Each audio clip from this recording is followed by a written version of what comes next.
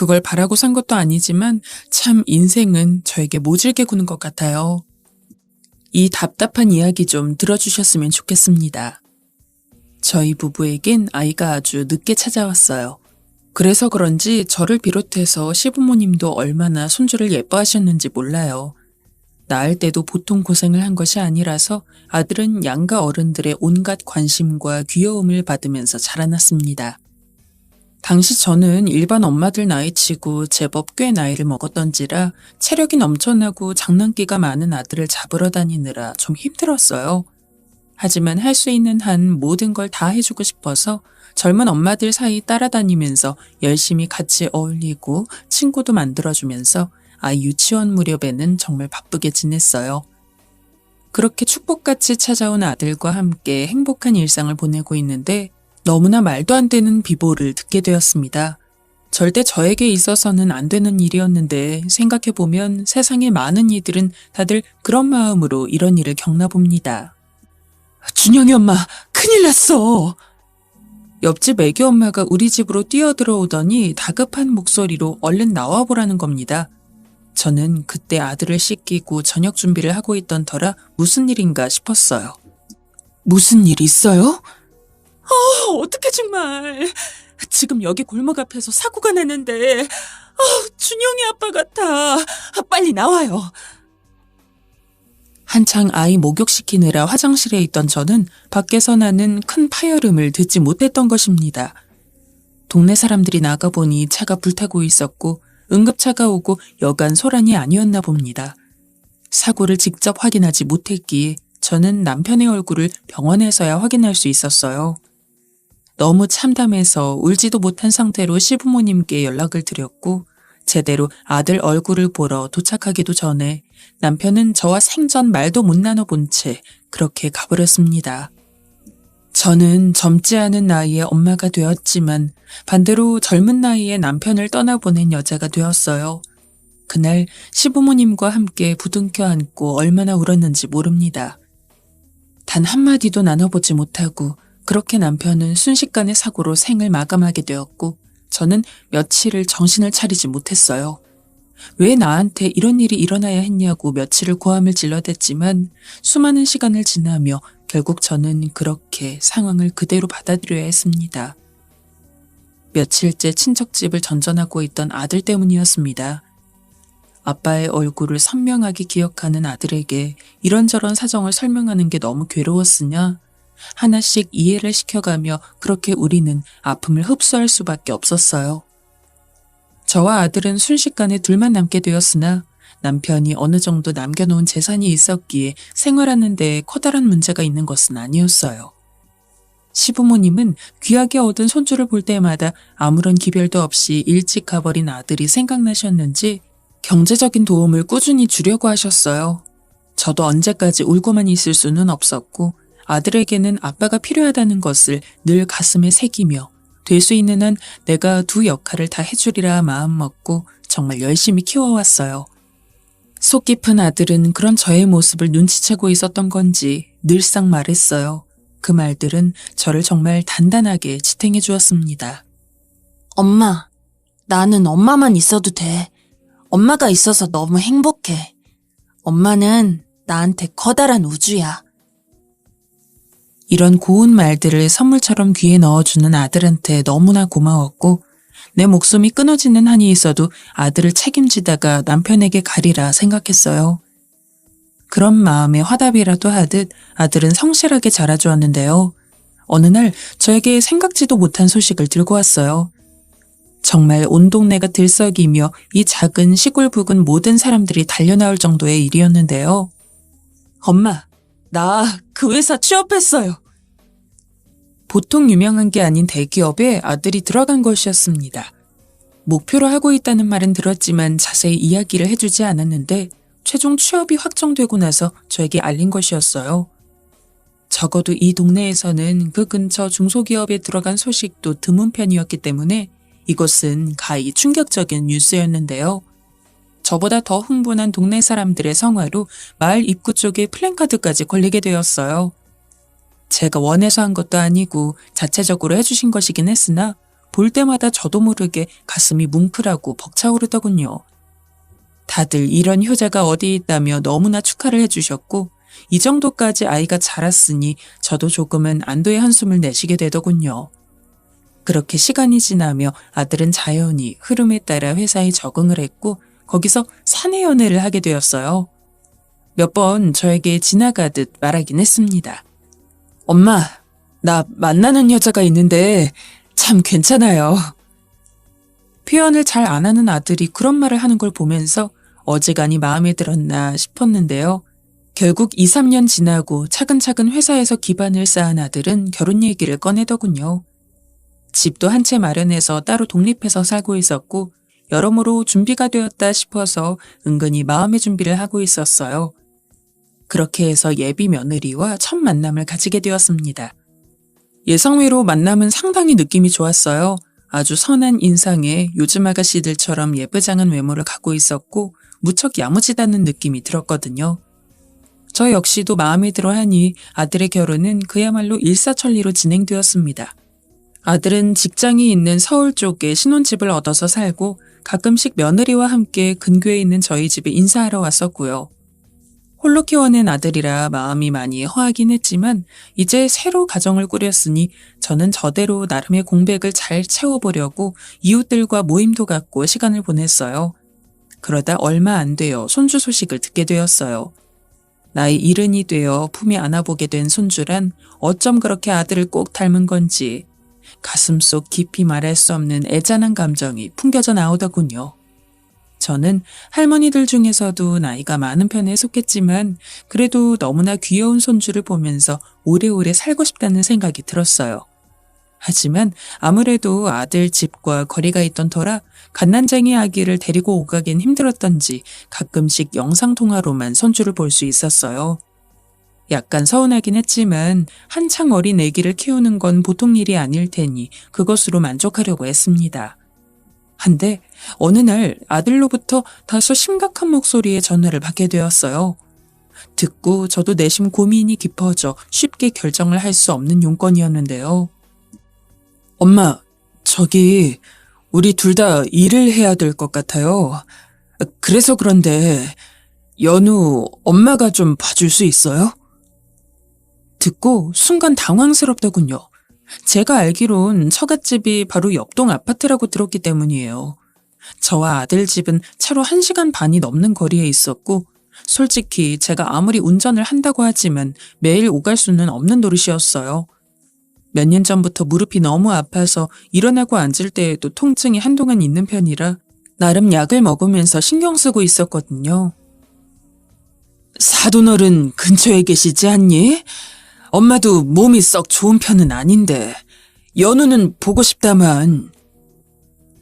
장모님이요? 엄마, 그게... 아들이 말을 잇고 있던 차에 갑자기 흐름이 끊기면서 목소리가 달라지더군요. 며느리였어요. 뒤이어서 하는 말을 듣자 하니 제가 알던 며느리가 맞는지 좀 당황스러웠습니다. 어머니, 저희 친정엄마가 요즘 몸이 좀 안 좋으세요. 도무지 아기를 못 봐주신다고 하더라고요. 근데 정말 맡길 데가 없어요, 어머니.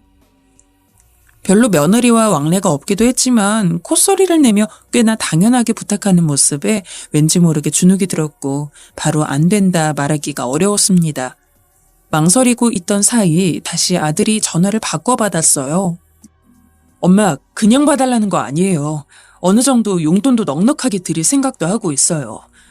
우리 자리 잡고 좀 지나면 연우 어린이집도 보낼 거니까 그때까지만요.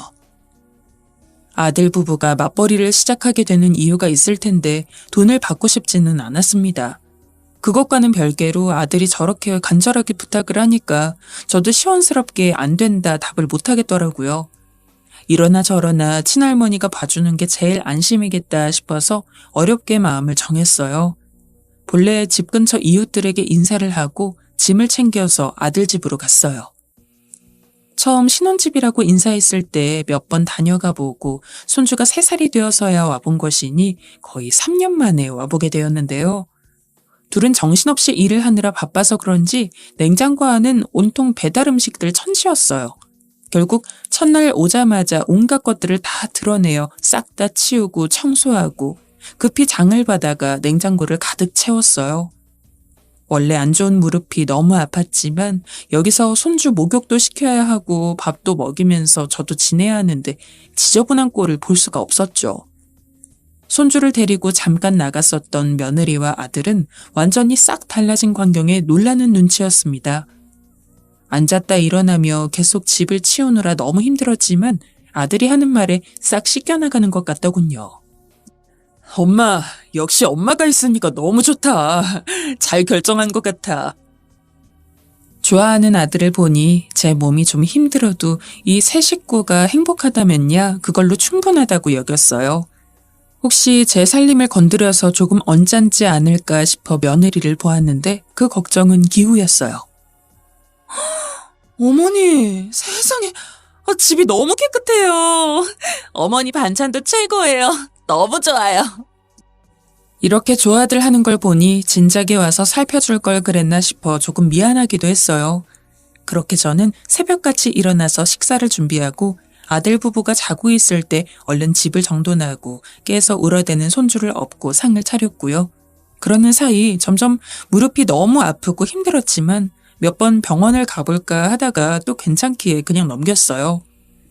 당시에 영양제를 계속 챙겨 먹고 있지만 여기 와서 딱히 한의원이나 병원 같은 곳을 가서 진찰을 받아볼 시간도 없었고 정말 숨막히게 바빠졌거든요. 그러던 어느 날 다소 지친 제 심신을 뒤흔드는 일이 일어났어요. 그때부터 저는 제 안에 심상치 않은 변화를 감지했던 것 같습니다. 그날도 여지없이 한시도 제 옆에서 떨어지지 않으려는 손주를 등에 업고 땀을 뻘뻘 흘리며 청국장을 끓이고 있었어요. 아들, 며느리 둘 다 맛있게 잘 먹는 거라 종종 해달라고 하기도 하고 거기다 반찬도 전날 해둔 것들은 통 먹지 않기에 새로 하기 바빴습니다. 시금치에 잡채에 고기도 굽고 계란말이를 얼른 해서 식탁에 착착 내려놓고 저도 겨우 땀을 닦고 자리에 앉았는데요. 잘 먹겠다며 같이 한술을 뜨더니 얼굴을 찌푸리며 내뱉는 며느리의 말이 제 가슴에 툭 꽂혔습니다. 어머니 너무 짜요. 설마 여기 땀 들어간 거 아니죠? 좀 씻고 오셔야겠다. 연신 부채질을 해대며 등에 있던 손주를 내려놓지도 못하고 있는 저한테 며느리가 한 말은 그야말로 가슴 한켠을 확 꽂아서 휘집어 놓는 소리였습니다. 황당해서 며느리를 다시 보았더니 본인은 말끔하게 화장하고 여기저기 화려하게 꾸미고 앉아서는 제 아들인 손주를 쳐다보지도 않고 먹는 것이었어요. 그리고 뒤이어 하는 말은 정말 가관이더군요. 그리고 어머니, 제가 아무리 청국장 좋다고 했지만 요즘 너무 자주 끓이시는 거 아니에요? 저나 이 사람이나 차로 출퇴근해서 망정이지 냄새 옷에 다 배요. 내일은 다른 거 해주세요. 내가 뭔 소리를 듣고 있는 건지 저한테 이런 걸 일일이 주문하고 있을 입장인 건가요? 더 한심한 것은 아들이었습니다. 흘끔 자기 부인을 쳐다보더니 별 문제도 못 느꼈는지 다시 고개를 받고 밥을 먹더군요. 너무 기가 막히다 못해 화가 치밀었어요. 저는 새벽 4시에 일어나서 집 치우고 어질러진 거실을 치우고 아들 부부가 아무렇게나 내다 놓은 빨래들 돌리고 하루도 쌓이지 않도록 그렇게 열심히 집안일을 했어요. 그러고 아침 준비를 해서 저는 입안에 한술 떠넣어 보지도 못한 제 들은 말이었습니다. 이런 말을 듣고 화가 치미는 제가 정상 아닌가요? 심지어 더 가관인 일이 있었습니다. 그날은 아들 부부가 모처럼 쉰다는 토요일이었고 그날따라 몸이 고단해서 쉬고 싶었어요.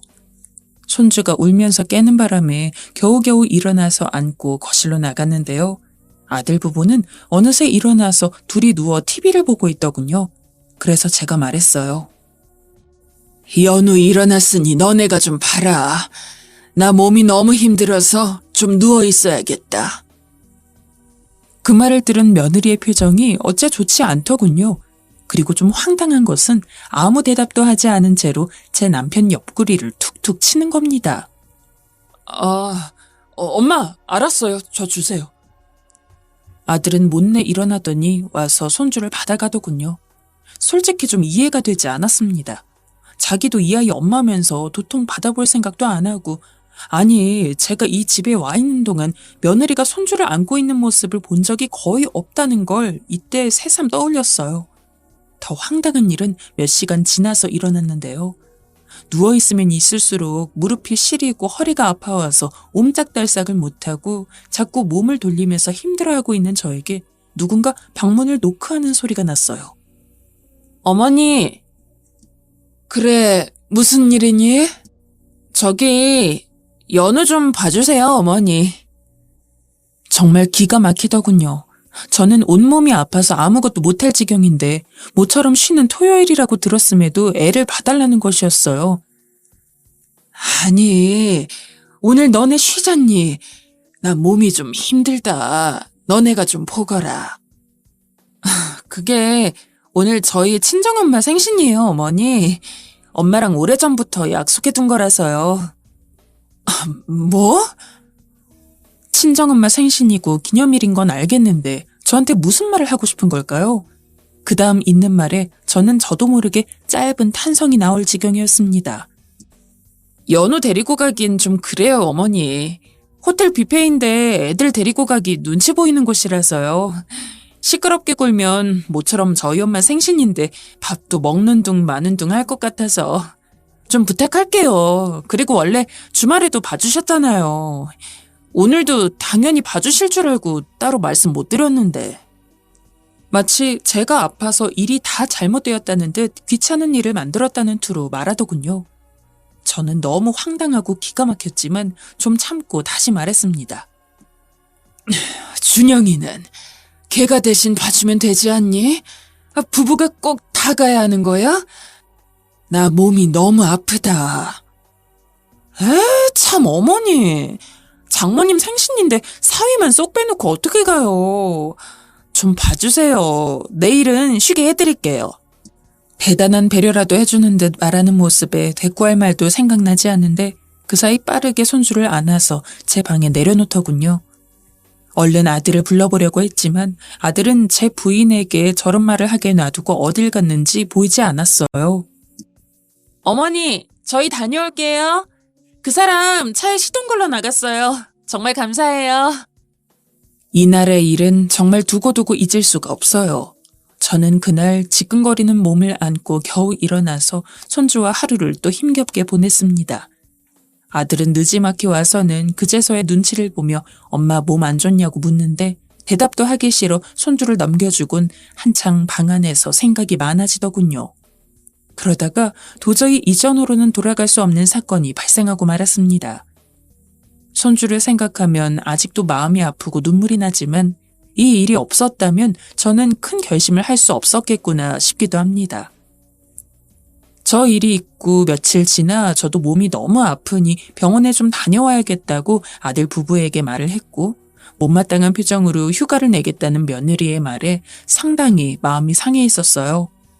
손주를 봐주는 대신 용돈을 넉넉하게 주겠다는 걸 크게 손살에치며 받지 않아서 그런지 외려 더 나의 수고를 만만하게 보는 건가 싶었습니다. 어찌되었건 손주를 생각하면 그래도 내가 할 수 있는 한 해야지 하면서 아들 부부가 먹고 나간 아침거리를 설거지하고 있었어요. 그런데 갑자기 눈이 튀어나올 만큼 큰 비명소리가 나기 시작하는 거였어요.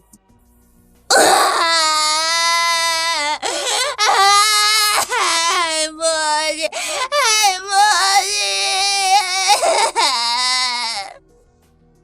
아픈 무릎을 그대로 끌며 소리가 난 쪽으로 가보니 손주가 바닥에 넘어져서 엉엉 울고 있었습니다. 불안한 예감에 얼른 안아 올렸더니 이마가 찢어져 엉망진창으로 상처가 나 있었어요. 아기 장난감 테두리 안에서 놀던 손주가 그 밖으로 나오던 중 TV 다이에 이마를 찢게 된 모양이었어요. 상처가 심각하게 보였고 귀가 째지도록 울고 있는 손주를 보니 얼마나 미안하고 가슴 아프던지. 안고 저도 통곡을 했습니다. 덜덜 떨면서 급히 119를 불렀고 아들에게도 전화를 했어요. 얼마 후 저와 손주가 가 있는 병원으로 아들과 며느리가 달려왔어요. 응급 처리를 하고 있는 손주를 보더니 우왕좌왕 어쩔 줄 몰라 하고 저도 그저 눈물만 흘렸습니다. 그런데 갑자기 아들과 며느리가 돌연 저에게 몸을 획 돌리고 입을 여는데 듣고도 믿을 수가 없어 멍청이 서 있었어요.